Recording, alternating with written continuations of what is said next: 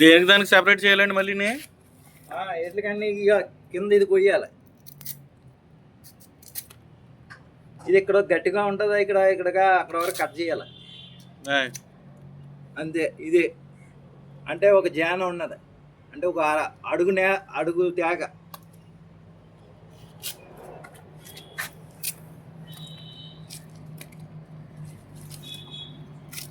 మీరు ఇలా చెప్తే ప్రతి ఒక్కరు ఇలా చేసుకుంటారండి అందరు ఇంటికాడ.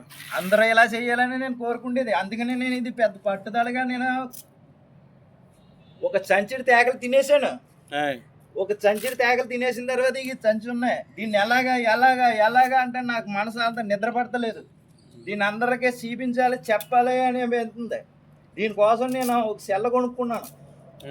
సెల్ల కొనుక్కుని ఇంకా వీడియో తీస్తున్నాను, వీడియో తీయించుకుంటున్నాను.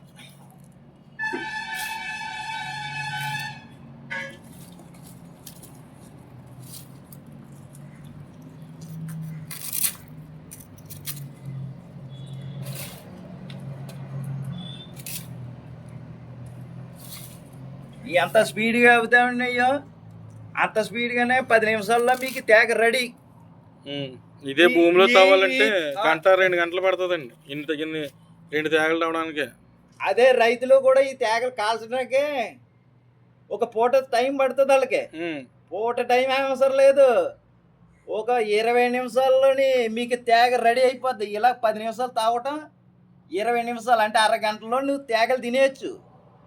నువ్వు గడ్డి, ఎండి ఆకులు, ఎండి కర్రలు అన్నీ అవసరం లేదు, కుండ కూడా అవసరం లేదు. అగ ఒక గుండుకుంటే సరిపోద్ది. ఒక ఏంటంటారు అల్యూమినియం గుండుగా అందులో నీళ్లు పోసి 5 లీటర్ ఈ తేగలన్నిటికి ఆ గుండుగా కూడా మీకు చూపించాను. ఈ ట్యాంకులు కూడా పనిచేస్తాయండి. అంటే ఆ ట్యాంకులు మళ్ళీ మీరు గొడ్డుగా దక్కుబుర్రలు కొట్టుకుని తినొచ్చు. నేను ఇలాగే తింటాను, నేను ఇలాగే తిన్నాను. ఇగో ఇవన్నీ కొట్టినవి తిన్నాయా, ఇవన్నీ ఇంకా ఉన్నాయి, ఇవన్నీ తిన్నాను. అయితే 2 రకాలుగా పనిచేస్తాండి. 2 రకాలు అంటే ఇది ఎంతో మంచిది. ఆరోగ్యం, పిండి లేదు, మందు లేదు, ఆర్గానిక్ అంటే ఏంటి? గేదెలు ఆవులు వేసిన పేడ, ఆ పేడనే ఎరువు, అదే పంటలు పండుతాయి. దాని వల్లనే అన్ని పంటలు పని చేస్తాయి. అయితే మీరు మేడ మీద వేసారు ఇదంతా?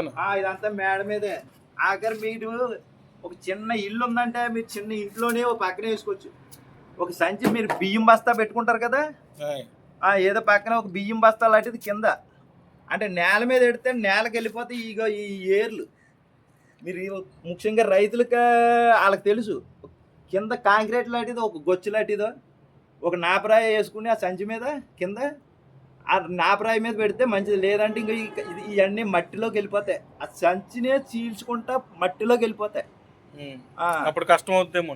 అప్పుడు మళ్ళీ చాలా కష్టం. అందుకనే కింద ఒక సిమెంట్ కానీ ఒక గ్రానైట్ అదే ఏదో ఒకటి మీకు నేలలోకి ఇంకెళ్ళదు. ఇది ఈ ఏర్లు లేకపోతే నేలలోకి వెళ్ళిపోతాయి.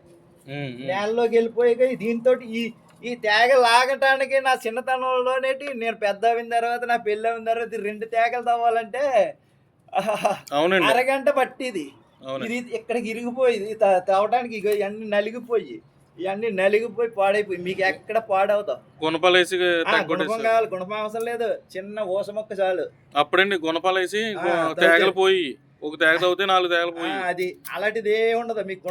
గుణపం దెబ్బ కూడా తగలదు దీనికి. గుణపం అవసరం లేదు, ఈ తేగలు తవ్వటానికి గుణపం అవసరం లేదు. రైతులరా, గుణపం అవసరం లేకుండా తేగలు తవ్వచ్చు. ఒక మీ దగ్గర ఉన్న కొడవలతోటి సంచి చీరటం, దాన్ని జాగ్రత్తగా మట్టిని ఖాళీ చేయటం. మీరు తేగలు తవ్వేటప్పుడు కొంచెం మట్టి ఆరిపోయి ఉంటే మీకు ఇంకా బాగుంటుంది. చెమ్మగా ఉంటే చేతుల నిండా మట్టి అంటుకుంటుంది అంతే.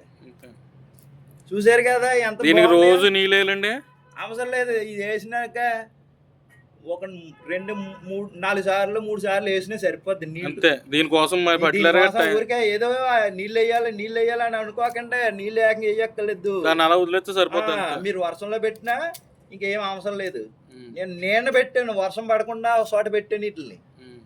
అది చూసారా ఎలా ఉందో. ఇది ఇలాంటి తెలివితేటలు ఉపయోగించండి, ప్రజలకి బాగుంటుంది, మీకు సులువుగా ఉంటుంది. నాకు ఈ దగ్గర ఇంకా ఉన్నాయి, చాలా ఉన్నాయి, చెప్తాను ఒక్కొక్కటి వదులుతాను. మీరు మట్టి తవ్వుతారు భూమిలోనే ఏదైనా మొక్క పాతనాక ఏం చేస్తారు, చెయ్యి పెడతారు. ఇలా చూడండి, ఇలా చెయ్యి పెడతారు. నేను చెయ్యి పెట్టను,